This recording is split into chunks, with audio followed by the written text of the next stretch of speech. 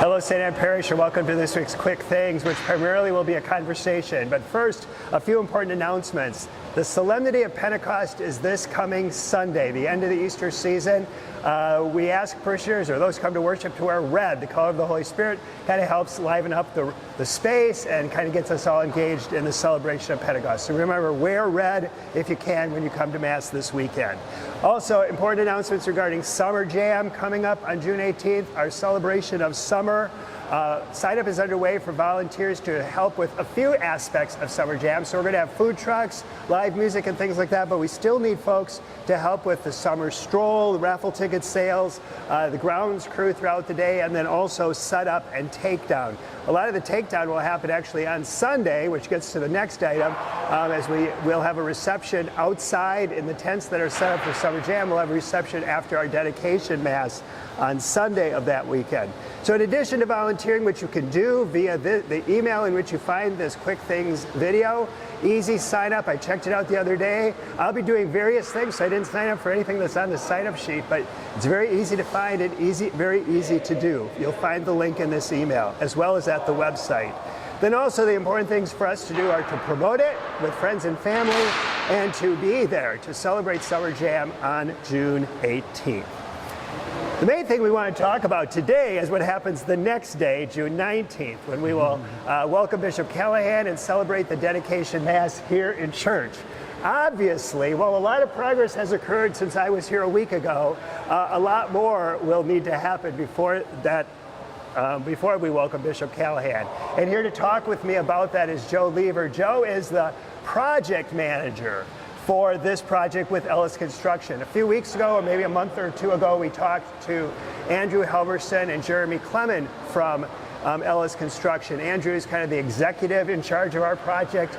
Jeremy was the architect, or is the architect, and they were part of the very initial stages of conversation and of reimagining what we would do in church. Then it becomes part of Joe's job, and Ed Weiler, who's out here working in the orange shirt over there, to kind of bring those ideas into reality, yes, correct? Yeah. So Joe, first of all, tell us what a project manager is, and how does one become a project manager? I get this question often.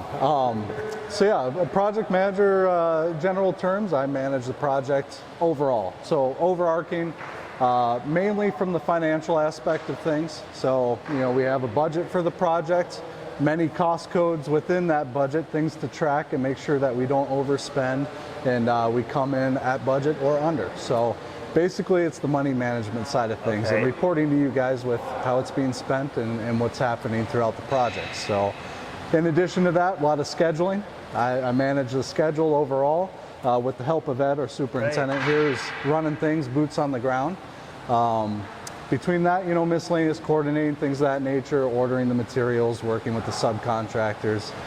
It's endless. I could go on for a while. Keeping all of that in an order of some sort. I mean, I'm sure this is one of your smaller projects that Ellis does. A little bit, but no less important. And yet, all the different elements that have to be at play, and knowing when different people are going to be showing up to work and things like that. Absolutely, yeah. It's a lot to keep your arms around.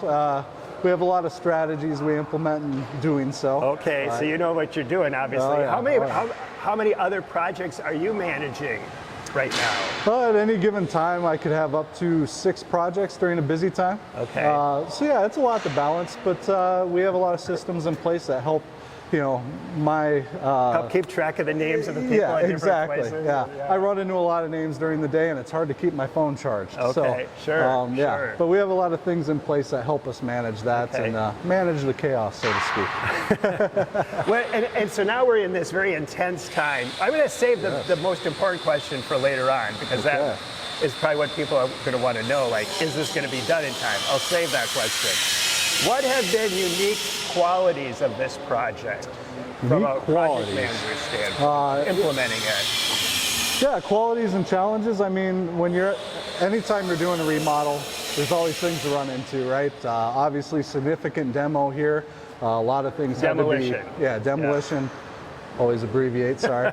But a lot of things, yeah, that we had to get into and tear down in order to clear the space for the new fresh look. So, you know, things such as the choir loft, which was all concrete reinforced. That was quite the project in its own right to take down and make room for the new altar and the new eastern elevation. So things of that nature are obviously difficult. You know, running into old construction practices that may have happened before we were ever on site. You uncover things that were unknown. So give us an example of that. That was I hate to uncovered give just the recently. example, Well, but I mean, yeah. that's the reality. Asbestos. I'm sure a lot of people have heard about it. You know, dangerous substance that we run into from time to time, and we did happen upon some here, old fluorine adhesive that was under another layer of fluorine adhesive, so a bit of an unknown.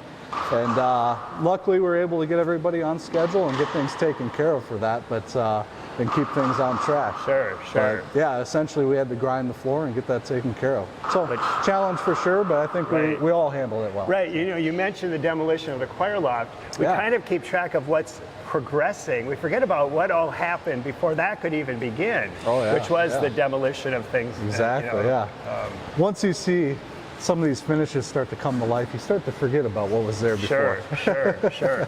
And what have been the kind of the challenging features that, you know, in terms of creating or making this project come together? Is there anything in particular, or that was kind of unique in terms of what Jeremy asked you guys to do? Or? Well, you know, I have to give credit to our craftsmen, our carpenters that are working for us, and Ed obviously running the show. These guys have done a terrific job as far as dealing with certain aspects of the existing structure.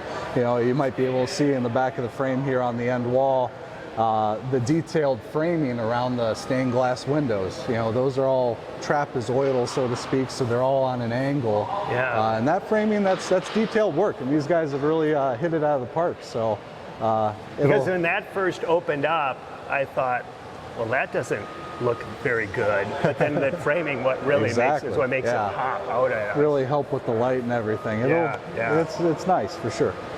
And then there's a lot more that will happen with the cross, wood finish and things like that. Well, I'm thinking of it, you know, we're also restricted a little bit in an existing space. We have a basement that we're working over, which has load limits, so scissor lifts are kind of off limits.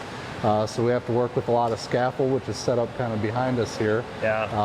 So that for the painting and things of that nature. Well, and just from a design standpoint, you're limited by the space you have. I mean, we were never going to be expanding, so you have the church is this wide or this long, and that's where you're working. Yeah, that challenge is always fun, and taking a space, you know, your parameters and taking it to a new level, right? So we enjoy that. So what happens now? So we're going to be, we're the last week of, beginning of June. Where do we go from here? Where do we go from here? Well, right now, as we speak, looking behind us, there's a lot going on. We're finally to that stage where we're getting into the finishes.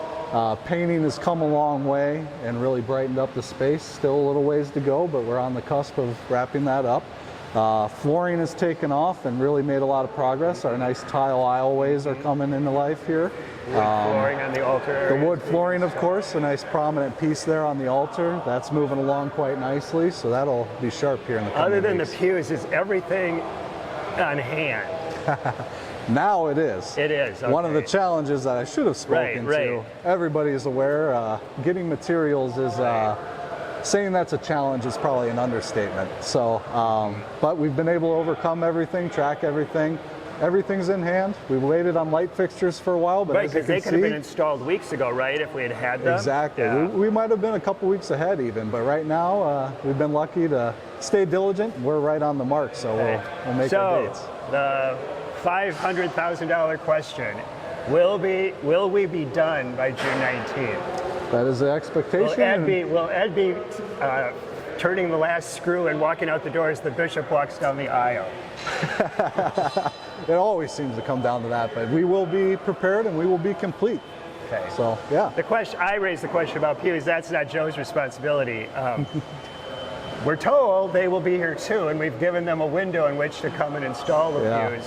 So hopefully that will happen. Otherwise, we have other fallback plans, which won't be as preferable as having the pews in place, but we'll see. Furniture is always fun. What's that? Furniture is always fun thing to wrangle. Well, again, it comes to a supply chain issue, and lots of churches who are dormant for those years Yeah. of COVID. Now we're all doing what we're doing, Yep. and so lots of Yep. pews, I guess, are being ordered. Anything else that you'd want to add about our project, or just about the Well, I mean, in general, I mean, this has been a pleasure for us to work on. We take a lot of pride in it, and we've been very happy to be a part of it. Good. So Well, we're grateful for that and grateful for all that you've done. So thank you, Absolutely. Joe. And when you're at Mass this weekend, take a peek in the windows and see the progress that has been made. It will look different than it does now. So there is a lot of work that is to be done, but a lot of good things have already happened. So take care, everyone, and see you on Sunday. Let's wear red.